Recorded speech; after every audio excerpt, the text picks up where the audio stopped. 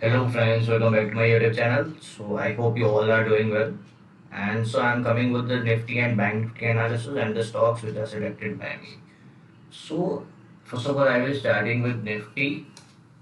So अगर मैं Nifty की बात करूँ और ओपनिंग प्राइस की बात करूँ तो मार्केट ओपन हुआ, निफ्टी ओपन हुआ नियर नियर 15,000 डाउन ट्वेल्व के पास ओपन हुआ.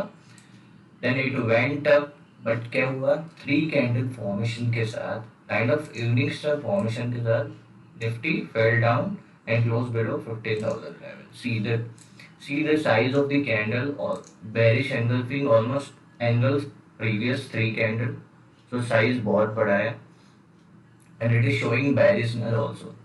So close below 15,000 and then क्या हुआ? Then it went up, went down, again went up, but again same kind of formation, three candle formation and then follow through भी हुआ and closing किधर हुआ? Below 15,000 level. सो अभी एक चीज बताऊं तो क्या फॉर्मेशन है, kind of ascending triangle formation is there. उसमें क्या हो रहा है, कंटिन्यूअसली रिजेक्शन आ रहा है इधर से एंड फेक ब्रेकआउट हुआ था एक बार. क्यों मैं फेक ब्रेकआउट वर्ड यूज कर रहा हूँ? From this time same formation. तो एक बार ऊपर जाने की कोशिश की बट सक्सेसफुली क्लोज नहीं दे पाया. सीधे ही तुरंत उसके दो कैंडल के बाद सीधा वापस से 15,000 के नीचे क्लोज कर दिया.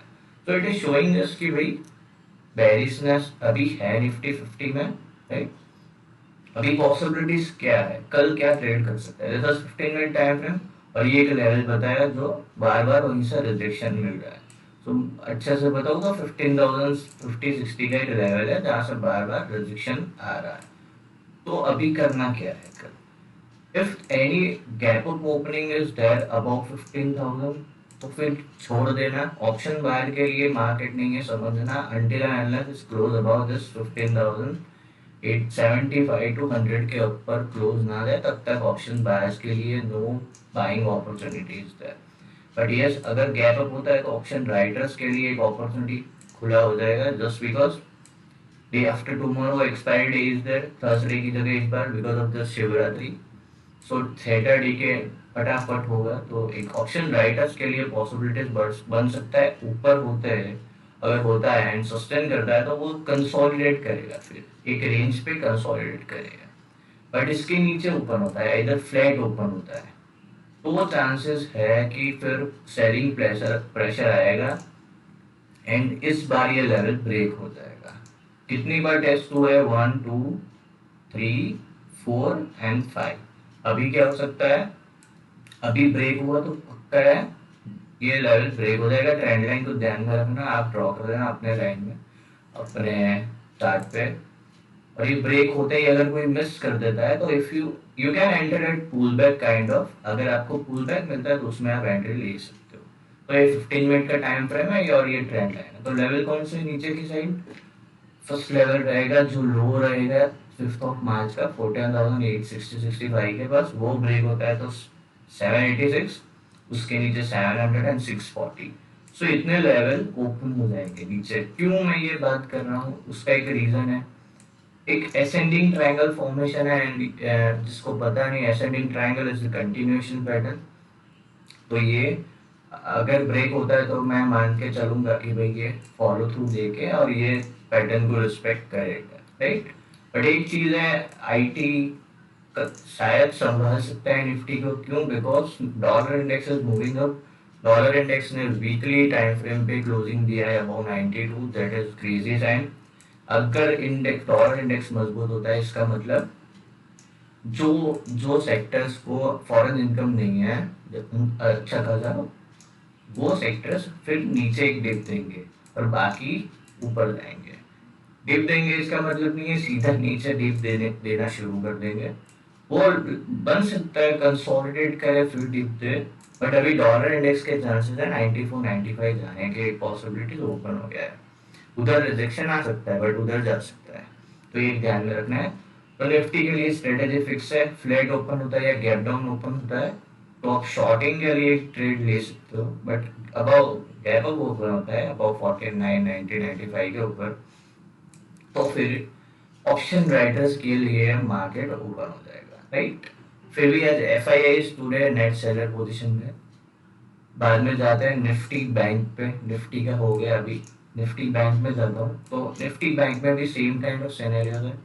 ओपन हुआ 35,450 के पास, ऊपर गया एंड आफ्टर 3 कैंडल फॉर्मेशन नीचे आ गया।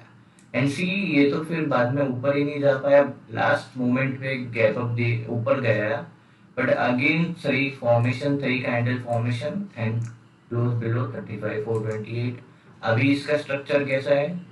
सेम असेंडिंग ट्रायंगल सा स्ट्रक्चर है, मल्टीपल रिजेक्शन है, ये एक फेक ब्रेकआउट काउंट कर सकते हैं सीधा। और इसके नीचे अगर ओपन होता है, फ्लैट ओपन होता है, तो ये ट्रायंगल ब्रेक होने के चांसेस बहुत ज्यादा है।